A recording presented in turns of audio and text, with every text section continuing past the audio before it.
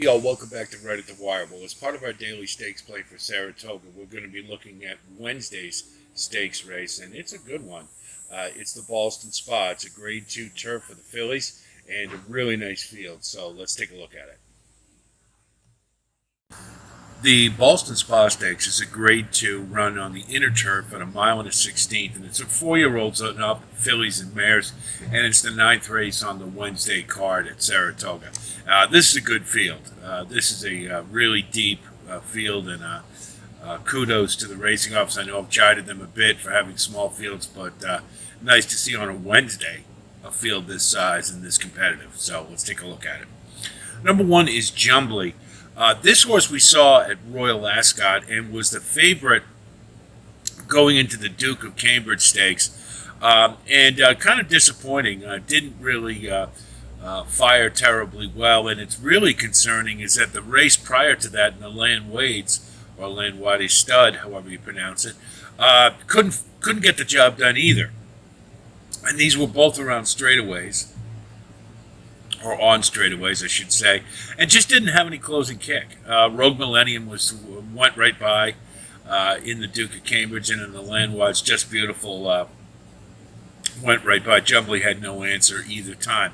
Now, the other part of this is that at Ascot, the turf was probably commensurate with our firm turf that was noted throughout the meet. So you can't really think about it in terms of this one is getting firmer ground, so it would improve the performance.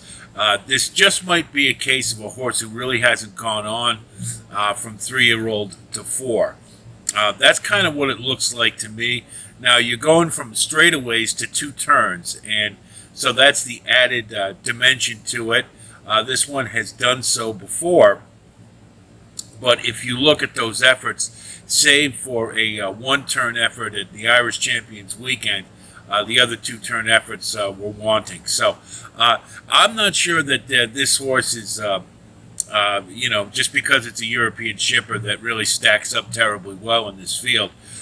Joseph O'Brien is 13% with shippers coming in from overseas. So if I was to use this one, it would have to be with a price, and even then, I would think underneath is probably the ceiling.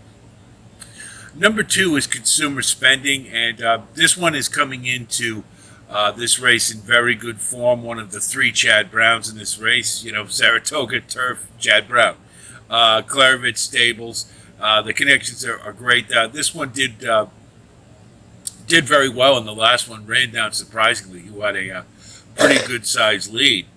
So I think there's, all systems are go. The only thing you might say is that this one is coming into this race starting a new form cycle because he had run 3 straight off the bench. But aside from that, I think this horse will run just fine. I'd like to see the Beyers a little bit higher to get really excited, but I think that this one is definitely a win candidate and one that you absolutely have to use. Number 3 is Evie Jets, and this one is a speedball. We know what she wants to do. She wants to get on the lead and try to hold on.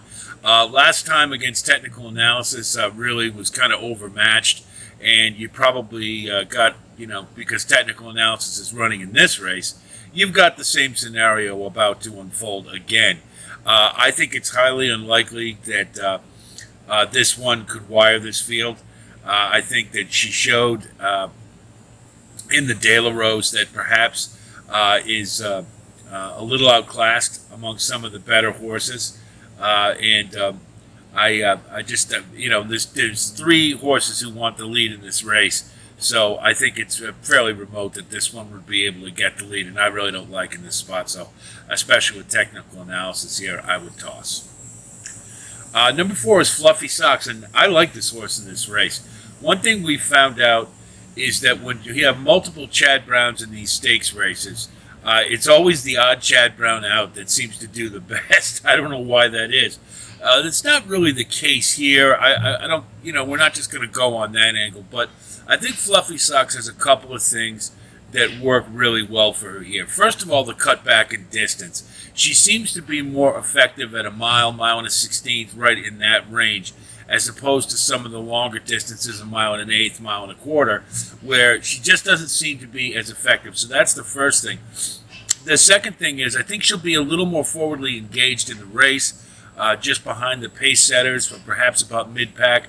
She'll have a jump on some of the deep closers, and I think we'll have tactically a really good position. Second off the layoff, she should bounce back in form, and certainly her best, I believe, is good enough to win this race. So I like Fluffy Socks because as the third Chad Brown in this race, you're likely going to get a decent price, and you get a Rod Ortiz aboard. I think that shows some real confidence in Chad Brown that Fluffy Socks can get the job done. So as an overlay, I really like Fluffy Socks. Number 5 is Surprisingly, and Shug McGahee has just had a terrible meet. There's no other way to describe it. He just hasn't had anything go right for him, and his horses have run pretty well, but they just haven't gotten over the top. And surprisingly, while being at Monmouth, is kind of the way it's been going. This horse ran an excellent race in the Matchmaker, got to the top of the stretch, had it built up about a 3 or 4 length lead, and then just couldn't hold off consumer spending. And that's been the case 2 times in a row. Ran perfectly fine, just couldn't hold on. So a little troubling. This horse is an honest horse, gives you a honest effort every time. I would fully expect this one to run a race underneath that'll be good enough. But and looking at those last 4 in particular, it's awful hard to put this one on top. I just think there's others that are better here, but I think Surprisingly you should definitely use. Speak of the Devil, it really is impressed everybody all to hell with the first start in the Distaff Turf Mile coming from France, but has not done it since.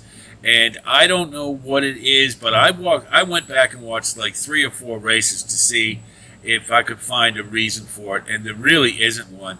She's on the smaller side. Maybe that has something to do with it, but she just doesn't seem to have that kick in the stretch to get up over the top. She flattens out routinely, and it's not just one instance. You've basically got 4 races in a row. She's done exactly the same thing. Now you're moving up to a mile and a 16th. You got a little added ground.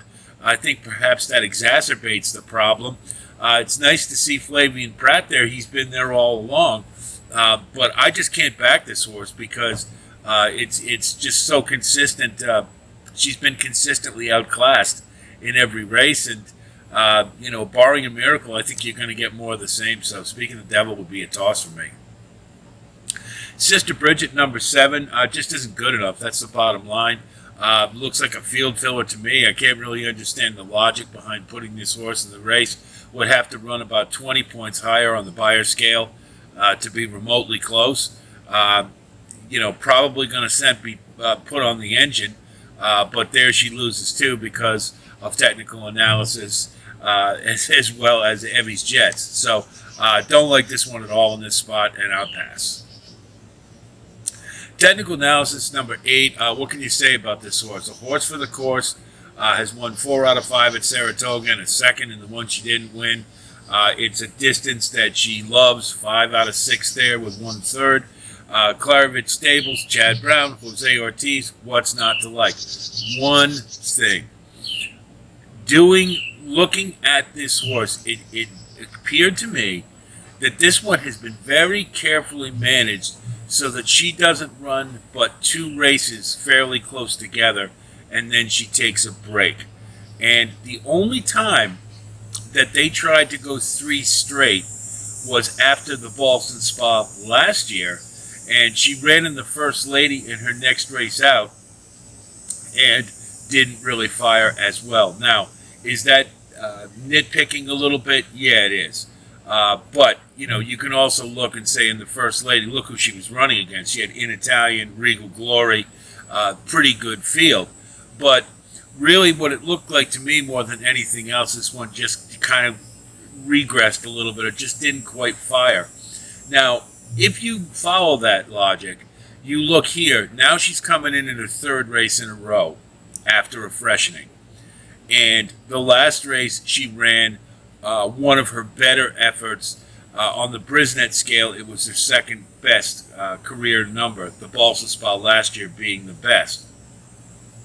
So coming into this race, now the third race, then maybe there's a little something off here coming into this race. Now, she's going to have the lead all to herself, but she is going to get a fairly stern challenge from Evie's Jets and the other front runner whose name escapes me, we just talked about. It's not going to be that easy for her on the lead. Last race, it was pretty soft, and she was able to just get on the lead, and that was it. I don't know if it'll be quite that easy this time, and she might get softened up a little bit, and if that's the case, then you've got Fluffy Socks, who should get the jump and be right there. So, do you use technical analysis? Of course. And is she a win candidate? Absolutely. But I do think there's a little bit of a chink in the armor here. And if we follow the pattern that we've been seeing, when those other less expected, the least expected Chad Browns fire, this might be one of those cases. So, technical analysis definitely one to use. Gim's Mission, trained by Cherie DeVoe. This one leaves herself way too much to do late. That's really the bottom line, and I think it has to do with the fact that she's a little outclassed. When she gets into these races, in order to factor in them, they have to take her way back and make one run. And they did so in the last time, and she came late and, closed well, but obviously it wasn't enough, and she was too far back and gave up so much ground, there's just no way for her to factor in the race. This would likely be the similar type of scenario. So Gim's Mission, I can see getting underneath, certainly in your try or your super, I think is logical. Maybe with a little luck, she could even get into the exacta, but I think that's the extent of it. That's just the best that she can do here. If this race goes to the dirt, of course, all bets are off, and it would be a real shame because this race is meant to be on turf. Into Happiness is a logical win candidate. Mark Hennig's having a really nice meet. This one's already given him a couple of wins at the Spa. Comes from off the pace, but it's probably going to be a pretty good thing to do with this group because not a lot of them want the dirt.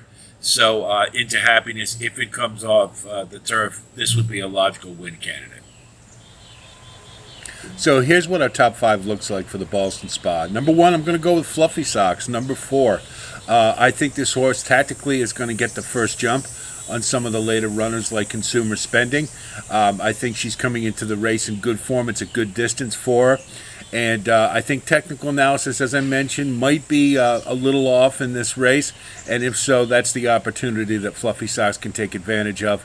And being one of the 3 Chad Browns in here, always have a pretty good shot with. So let's go with Fluffy Socks on top, and we're going to get a pretty good price. Number 2 is technical analysis. She could very well win this race.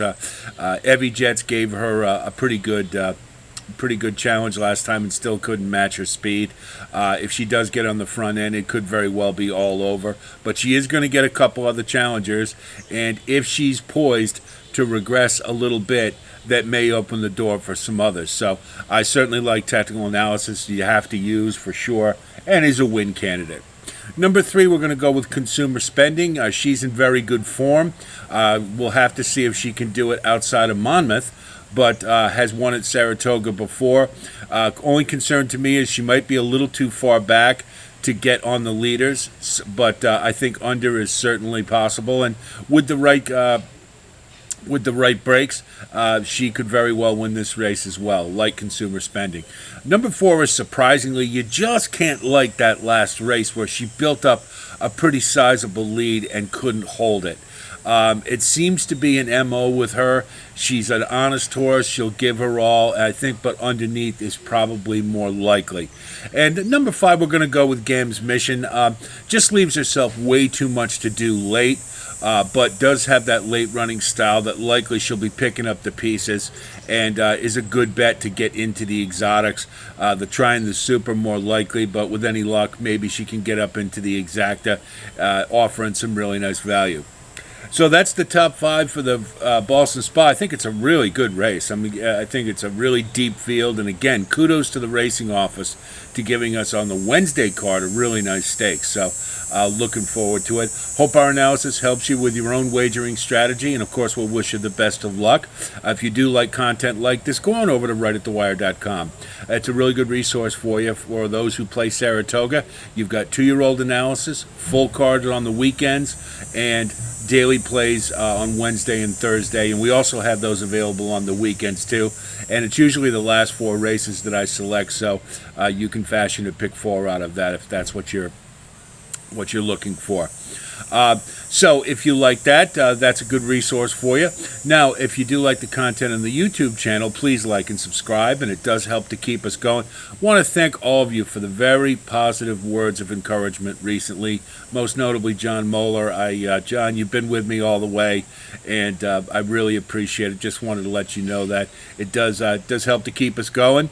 We're going to keep plugging away. We're going to have plenty of content throughout the rest of the meet. We've got the Travers coming up this weekend. I'm going to be there, and we'll have a special posting for that as well. That looks to be the race of the year for sure. We'll continue with our daily stakes placings as well throughout the meet at Saratoga, and we've got a couple other special events like the Pacific Classic. We'll certainly try to cover that, so you'll have plenty of content to feast your eyes on. So that's it for today, and again, thanks for coming by. We appreciate it. I'll be talking to you soon, and until then, be well.